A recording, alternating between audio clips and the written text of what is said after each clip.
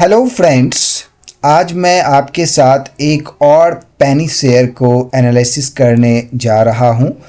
Maruti global industries ये एक पेनी share है जो कि आज अपर सर्किट में दिख रहा है। तो अगर आप इसका एक साल का ट्रेंड देखें तो एक साल में 316% का रिटर्न दिया हुआ है। जिन्होंने एक साल पहले जनवरी 2025 में इसमें इन्वेस्ट किया होगा उसकी वैल्यू आज के टाइम में 4 टाइम हो गई होगी अप्रॉक्स। तो अगर आप 6 मंथ में देखें तो ये जो है अप्रॉक्स 22% का रिटर्न दिया है, और 1 मंथ में देखें तो 8% 9% का निगेटिव रिटर्न दिया है ना। तो आप देख रहे हैं ये cycle up down up down up down, है ना। तो ये यहाँ पर ब्रेक कर दिया है ना, लास्ट में क्या किया, ब्रेक कर दिया। ये देखिए ये ब्रेक कर दिया, ठीक है ना। तो इसका जो लोअर लिमिट था उसको ब्रेक कर दिया। ये जो upper down up down up down हो रहा है, तो अब ये ऊपर जाना स्टार्ट हुआ है। तो ये क्या ऊपर कहाँ तक जाएगा, है ना, ये ऊपर कहाँ तक जाएगा। तो इसको हम फंडामेंटल एनालिसिस करेंगे। इसके बाद हम ये जानेंगे कि ये कंपनी करती क्या है, कितना कर्ज है इस कंपनी के पास, कितना फिक्स एसेट्स है ना, क्या इसका फ्यूचर प्लान है, ये सेल करती है या सर्विस करती है, ये सारा कुछ जान लेंगे तो आप इजीली एनालिसिस कर पाएंगे कि इसमें परचेज करना चाहिए या सेल करना चाहिए, बाय करना चाहिए या फ्यूचर के लिए होल्ड करना चाहिए। क्या ये फ्यूचर में अच्छे खासे रिटर्न बना के देगी या नहीं देगी। तो ये पूरा एनालिसिस 10 से 12 मिनट का होता है, थोड़ा लेंदी होता है, बट पूरा इन्फॉर्मेशन आपको यहाँ पर मिलता है। तो मेरा एक पुराना चैनल था यूट्यूब पे जो कि डिलीट हो गया है किसी भी रीजन से, तो मैंने एक नया चैनल स्टार्ट किया है जिसका नाम आपको दिख रहा होगा द गार्डन ऑफ फाइनेंस। यहाँ पर मैं सिर्फ स्टॉक से रिलेटेड नहीं, इसके अलावा अदर जो है इन्वेस्टमेंट प्लान या अकाउंटिंग, फाइनेंसिंग, ये सारा कुछ भी मैं बताऊंगा। तो मेरा इंस्टाग्राम आईडी है स्टॉक एनालिसिस 316 स्टॉक एनालिसिस 316, जो कि डिस्क्रिप्शन बॉक्स में दिया गया है। आप मुझे इंस्टाग्राम पे भी फॉलो कर सकते हैं। तो चलिए जानते हैं, आप इस चैनल को सब्सक्राइब करके अपने दोस्तों के साथ भी शेयर कर सकते हैं। तो यहाँ पर देखिए ये क्या है, मारुति ग्लोबल इंडस्ट्रीज़, ठीक है, जिसको हम मारुति सिक्योरिटीज़ के नाम से भी जानते हैं, ठीक है। तो यहाँ पर आप देखेंगे तो इसकी वैल्यू आज के दिन में 47 रुपये 80 रुपये पर ट्रेड कर रही है, ठीक है। तो ये एक माइक्रो लेवल कंपनी है, हम पेनी की छोटा नहीं बोलेंगे, एक माइक्रो लेवल की 23.9 करोड़ की जो है इसका मार्केट कैपिटलाइजेशन है। बुक वैल्यू निगेटिव में है, बहुत बुरा हाल है। आरओई और पी, है ना, इसमें कुछ भी स्पेसिफिक डेटा अवेलेबल नहीं है, बहुत लो वैल्यू है पी की, ठीक है। तो यहाँ पर देखेंगे फेस वैल्यू 10 है, मैक्सिमम 88 पर गया है, ये 52 वीक है। तो ये यहाँ पर दिया है क्या, ये क्या करती है, trading and investment solution provide करती है, ठीक है।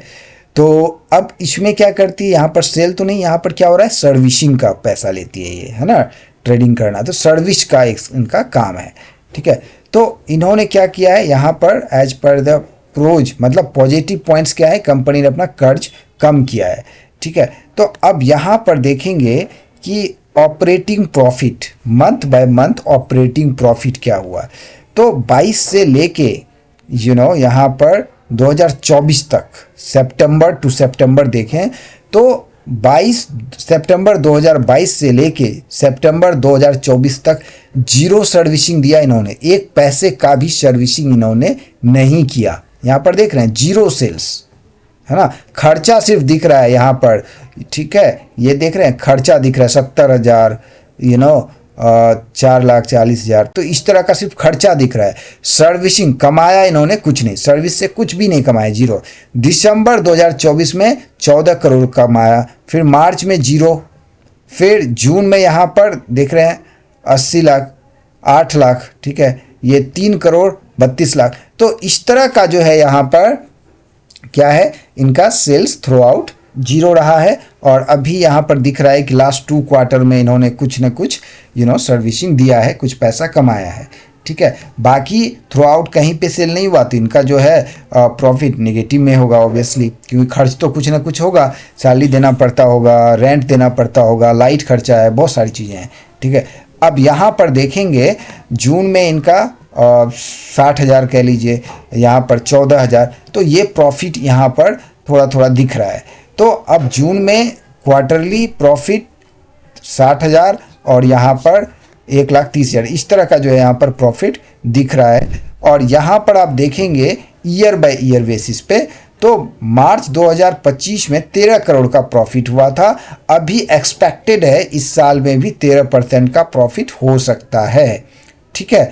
तो अब ये जो वाला जो इस साल का प्रॉफिट है वो मैन प्रॉफिट होगा, सर्विस से कमाएगा ये, क्योंकि पिछले साल का जो प्रॉफिट हुआ था वो अपने काम से नहीं हुआ था, किसी अदर इनकम से इन्होंने प्रॉफिट कमाया था। बट इस साल जो है इस फाइनेंशियल ईयर में इसका जो मेन ट्रेडिंग और इन्वेस्टमेंट प्लान है उससे इन्होंने कमाया है, कोई जो अदर एसेट्स है, अदर इनकम है, उससे नहीं कमाया। जो इन्होंने मेंशन किया है कि हमारी कंपनी ये करती है, इन्वेस्टमेंट या ट्रेडिंग ये करती है, उससे इन्होंने यहाँ पर कमाया है ना। ये 14 करोड़ जो है अदर एसेट्स, अदर इनकम, ये मेंशन ही नहीं किया इन्होंने कौन सा अदर इनकम, ठीक है। तो मेन होता है जो आपने मेंशन किया, जो आपकी कंपनी पे लिस्टेड है ना, तो उससे इन्होंने ये 13 करोड़ कमाया है, तो दैट इज गुड पॉइंट, ठीक है। अब ये आगे मेंटेन इसी तरह रहे तो that will be good for the company. Now reserve कितना है, तो थ्रो आउट कर्जा ही था, है ना। अभी भी यहाँ पर रिजर्व जो है कुछ भी नहीं है, इक्विटी कैपिटल सिर्फ 5 करोड़ का। यहाँ पर देखेंगे तो -26 करोड़ का इनके पास निगेटिव में कर्ज है, ऊपर से 23 करोड़ का लोन भी है, तो ये दोनों ही कर्ज है ना। 26 करोड़ माइनस में दैट इज कर्ज, है ना, और ये 23 करोड़ ऑलरेडी लोन पे चल रहा है, तो 23 और 26 49 करोड़ का इनके पास कर्ज है ना। तो एसेट्स कितना है, एसेट्स 0 बटा सन्नाटा, थ्रू आउट कुछ भी नहीं है इनके पास, है ना। एक कार भी नहीं दिखाया है इन्होंने, और एक जो है फर्नीचर या फिर कुछ लैपटॉप वगैरह कुछ नहीं दिखाया है ना, कुछ दिखाया नहीं इस कंपनी ने फिक्स एसेट्स के तौर पे, है ना। अदर एसेट्स में क्या है इनके पास देख लेते हैं। अदर एसेट्स में इनके पास इन्वेंट्रीज मतलब वही हो गया फर्नीचर वगैरह, चेयर कुर्सी लाइट वगैरह वगैरह, तो ये सब जो है अराउंड 3.5 करोड़ का है। तो ये जो है यहाँ पर दिखाया है।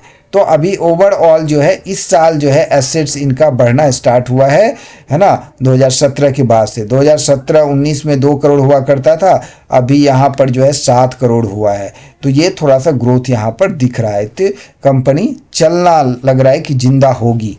तो अब देखते हैं आगे क्या है इनका। तो आगे अगर आप देखेंगे तो प्रमोटर ने क्या किया है, अपना होल्डिंग जो है थ्रू आउट 2022 से अभी तक में 14-15% कम किया है ना। यहाँ पर देखेंगे 59.77। तो प्रमोटर भी अपना ये नहीं सोच रहा है कि हाँ भाई इससे प्रॉफिट होगा, वो भी लग रहा है कि हाँ कम करो भाई, इसमें नुकसान ही हो रहा है, कुछ फ़ायदा नहीं है लगाने का, तो ये भी अपना शेयर बेच के निकल रहे हैं, ठीक है। तो कंसिस्टेंट रहना that will be good. But यहाँ पर आप देखेंगे थोड़ा सा इन्होंने अपना होल्डिंग बढ़ाया है, कुछ परसेंटेज में 61 था 77% कर दिया। तो ये यहाँ पर ओवरऑल आपको कुछ यहाँ पर फंडामेंटली स्ट्रॉन्ग या फ्यूचरिस्टिक फंडामेंटल में तो नहीं दिख रहा है, हाँ, बट ये अभी 1-2 क्वार्टर में दिख रहा है ना, कि चलो भाई कुछ होने वाला है। जैसे कि अभी इस क्वार्टर की बात करें, जो सेकेंड क्वार्टर का रिजल्ट आया उसमें 13 जो है यहाँ पर लाख का प्रॉफिट दिख रहा है, ठीक है। और ये रियल दिख रहा है ना, एक्चुअल में जो दिखना होता है वो यहाँ पर दिख रहा है, ठीक है।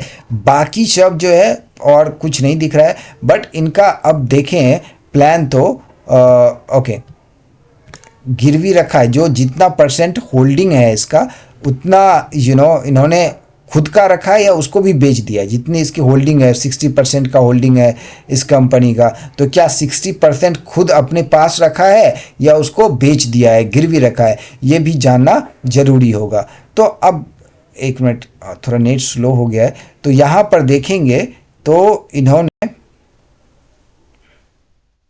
ओके, तो दैट इज गुड पॉइंट। जो प्रमोटर का होल्डिंग है 60%, 59, तो इन्होंने गिरवी नहीं रखा है ना। बोलते हैं ना कुछ प्रमोटर्स अपने शेयर की भी गिरवी रख देते हैं, प्लेज कर देते हैं, तो वो इन्होंने नहीं रखा है, दैट इज गुड पॉइंट है ना, प्रोमोटर्स के गुड पॉइंट है। एफआईआई का होल्डिंग नहीं है, डीआईआई का होल्डिंग नहीं है, पब्लिक का पैसा इसमें 38% फंसा हुआ है, ठीक है।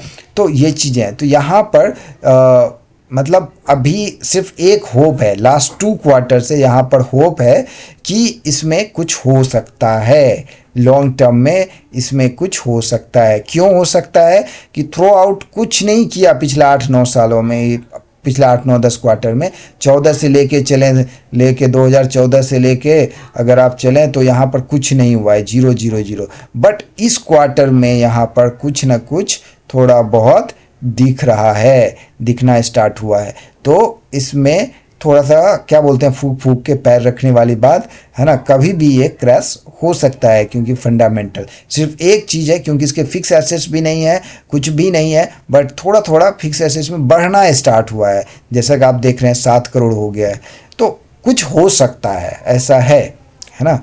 मतलब एक सीढ़ी चढ़ना स्टार्ट हुआ है। तो अब ये आप पे डिपेंड करता है। अगर इसकी कंपनी की बात करें तो इनका जो है आजकल वेबसाइट भी नहीं चल रहा है, जो वेबसाइट है वो भी नहीं चल रहा है। ये आपके सामने मैं क्लिक कर रहा हूँ, है ना, ये देखिए नहीं चल रहा है, प्राइवेसी एरर दिखा रहा है। आप डायरेक्टली सर्च कीजिए इसको, चलिए मैं ही कर देता हूँ, मारुति सिक्योरिटीज़ मैंने सर्च किया। अब यहाँ पर देखेंगे मारुति सिक्योरिटीज़ में जाएंगे, है ना, ये देखिए यही है ना मारुति सिक्योरिटीज़ लिमिटेड। इसको हम क्लिक करेंगे, देखते हैं ये खुलता है या नहीं खुलता है। ये भी देखिए, your connection is not private, so this is the thing. तो यहाँ पर भी प्रॉब्लम दिख रहा है। तो इट इज़ हाईली, इस पैनी शेयर ऐसा ही होता है, ठीक है। तो ये रिस्की है, डू एंड डाई वाला। तो इट्स अप टू यू कि क्या करना है ना। बट प्रॉफिट सामने दिखाना स्टार्ट किया है कंपनी ने। तो that is overall analysis. Company service देती है इन्वेस्टिंग और ट्रेडिंग में, बस यही करती है और कुछ नहीं है इनका। तो ये है, it's up to you. Thank you. आपको कैसा लगा एनालिसिस तो आप बताना ज़रूर। मिलते हैं न्यू एनालिसिस में। Thank you, take care.